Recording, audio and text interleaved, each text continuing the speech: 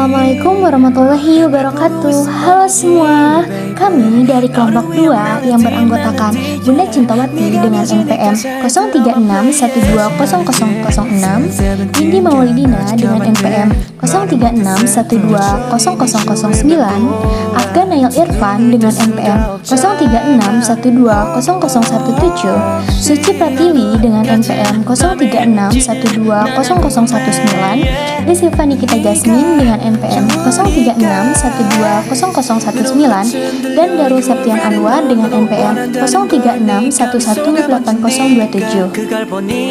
Di sini kami akan menjelaskan mengenai sistem transportasi pada jantung untuk memenuhi salah satu tugas pada mata kuliah Fisiologi Hewan dengan dosen pengampu Bapak Muhammad Taufik Awaludin MPD. Nah, sebelum ke penjelasannya, apa sih sistem peredaran darah itu?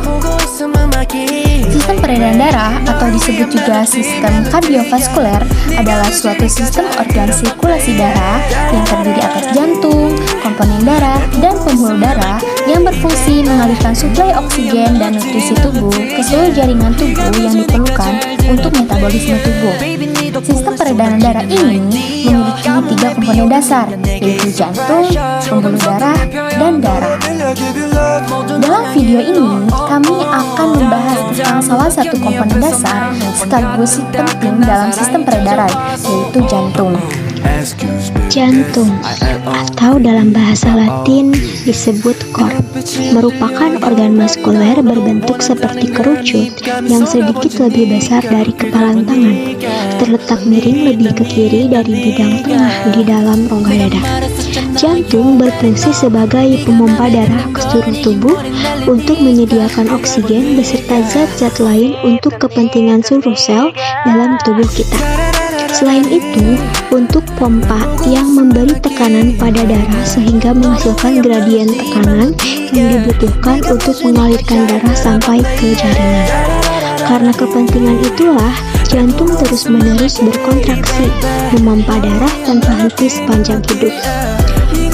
Jantung terletak dalam rongga dada, dilindungi oleh rangka dada yaitu tulang dada atau sternum, tulang iga, dan tulang belakang. Jantung terletak dalam dada bersama dengan paru-paru yaitu terdapat di antaranya. Posisi jantung berada agak sebelah kiri dari tulang dada atau sternum. Jantung dibungkus oleh suatu lapisan yang disebut perikardium.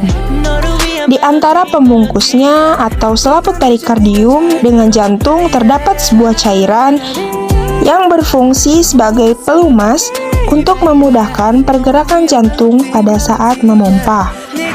Sistem peredaran pada Pisces terdiri dari jantung, pembuluh darah arteri, dan pembuluh darah vena. Jantung pada Pisces memiliki 2 ruang, yaitu satu ventrikel dan satu atrium. Posisi jantung Pisces terletak di belakang insang. Peredaran darah pada Pisces dikategorikan sebagai peredaran darah tertutup tunggal, karena darah mengalir di dalam pembuluh darah dan melewati jantung sebanyak 1 kali, kemudian ke seluruh tubuh dan kembali lagi ke jantung.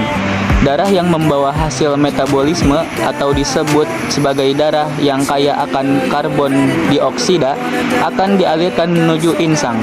Setibanya di insang, karbon dioksida akan dilepaskan dan ditukar dengan oksigen.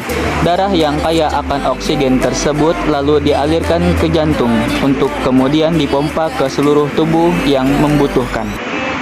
Peredaran darah pada amfibi terdiri dari jantung, pembuluh darah arteri, dan pembuluh darah vena. Jantung pada amfibi memiliki 3 ruang, yaitu atrium, 2 atrium kanan dan kiri, serta 1 ventrikel. Peredaran darah pada amfibi dikategorikan sebagai peredaran darah tertutup ganda, di mana darah diedarkan melalui pembuluh darah dan melewati jantung sebanyak 2 kali.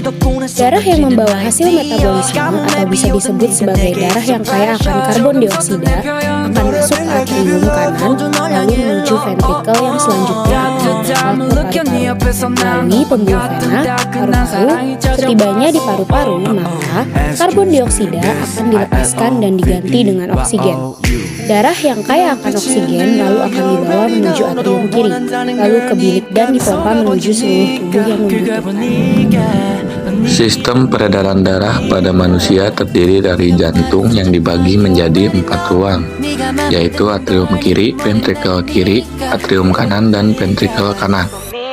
Dinding ventrikel biasanya lebih tebal dan lebih kuat dibandingkan dengan dinding atrium, sebab ventrikel ini berkontraksi dan mendorong darah ke pembuluh darah. Atrium kanan jantung menerima aliran darah balik dari seluruh tubuh. Atrium kiri jantung menerima darah dari paru-paru. Ventrikel kanan memompa darah ke paru-paru, sedangkan ventrikel kiri memompa darah ke seluruh tubuh. Secara detail terlihat struktur jantung dengan adanya beberapa katup pada masing-masing bagian jantung. Atrium dan ventrikel dipisahkan oleh suatu katup yang berfungsi mencegah baliknya aliran darah dari ventrikel ke atrium yang secara normal darah mengalir dari atrium ke ventrikel. Bunyi jantung yang bisa kita dengarkan melalui alat stetoskop atau melalui telinga yang ditempelkan di dada timbul akibat menutupkan katup ini. Sekian penjelasan kami mengenai sistem transportasi pada jantung. Semoga apa yang telah kami sampaikan bisa bermanfaat untuk kalian semua. Sekian, terima kasih. Wassalamualaikum warahmatullahi wabarakatuh.